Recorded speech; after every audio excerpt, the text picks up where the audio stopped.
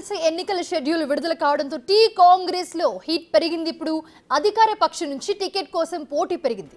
TPCC chief సహా ముఖ్య నేతలను ప్రసన్నం చేసుకునే పనిలో పడ్డారు ఆశావాహులు. గ్రాడ్యుయేట్ ఎమ్మెల్సీ స్థానానికి జీవన్ రెడ్డి పోటీపై సందిగ్ధత వీడలేదు.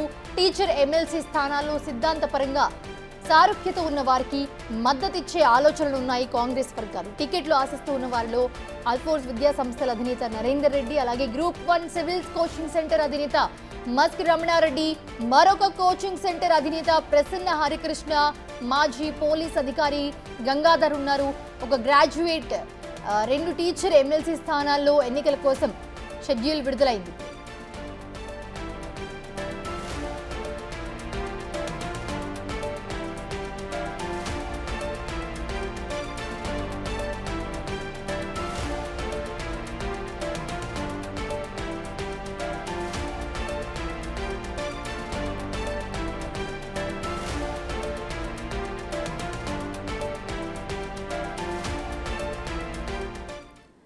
హేమ జాయిన్ అవుతున్నారు మరిన్ని అప్డేట్స్ అందించడానికి. హేమ, ఒక గ్రాడ్యుయేట్ 2 టీచర్ ఎమ్మెల్సీ స్థానాల్లో ఎన్నికల కోసం షెడ్యూల్ అయితే విడుదలైంది. ఎవరెవరు ఉండబోతున్నారు పోటీల్లో?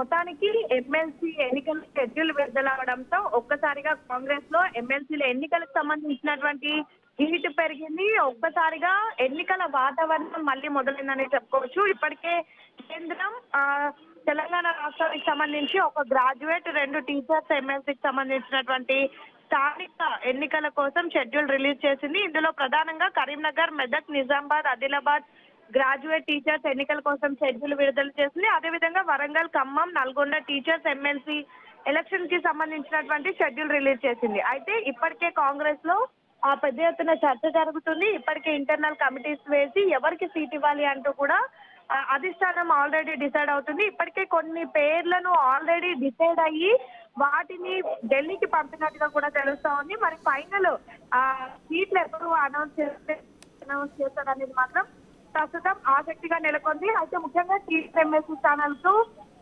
ఏదైతే ప్రస్తుతం లోకల్లో ఉన్నటువంటి వాళ్ళు, అదేవిధంగా సిద్ధాంత పరంగా ఎవరైతే ఉన్నారో వాళ్ళకే మద్దతు ఇచ్చే ఆలోచనలో పార్టీ వర్గాలు కూడా ఉన్నాయి. గ్రాడ్యుయేట్ ఎమ్మెల్సీ స్థానానికి జీవన్ రెడ్డి పోటీ చేస్తారా అనే దానిపైన ఇంకా సందిగ్ధత అయితే వీడలేదు. మరొక వైపు పీసీసీతో ముఖ్య నేతలు ప్రసన్నం చేసుకునే పనిలో ఉన్నారు. తమకే సీటు కావాలంటూ ఒకవైపు పీసీసీతో, మరొక వైపు ముఖ్యమంత్రి చుట్టూ కూడా తిరుగుతున్నట్టుగా కూడా తెలుస్తా ఉంది. అయితే ఇప్పటికే అధికార పక్షం ఏదైతే ఉందో దాని నుంచి గట్టిగా పోటీ పెరిగింది. ఇక ప్రస్తుతం ఎమ్మెల్సీకి టికెట్స్ ఆశిస్తున్నటువంటి వాళ్ళలో ఆల్ఫోర్స్ విద్యా సంస్థలకు సంబంధించినటువంటి అధినేత నరేందర్ రెడ్డి, అదేవిధంగా గ్రూప్ 1 సివిల్స్ కోచింగ్ సెంటర్ అధినేత అయినటువంటి ముస్కు రమణారెడ్డి, మాజీ పోలీస్ అధికారి గంగాధర్, మరో కోచింగ్ సెంటర్ అధినేత ప్రసన్న హరికృష్ణ, వీళ్ళైతే ప్రస్తుతం పోటీ పడుతున్నారు. ఇంకా కొంతమంది పేర్లు కూడా వినిపిస్తూ ఉన్నాయి. ఇప్పటికే గాంధీ భవన్ చుట్టూ చర్చలు కొడుతున్నారు. మరొక వైపు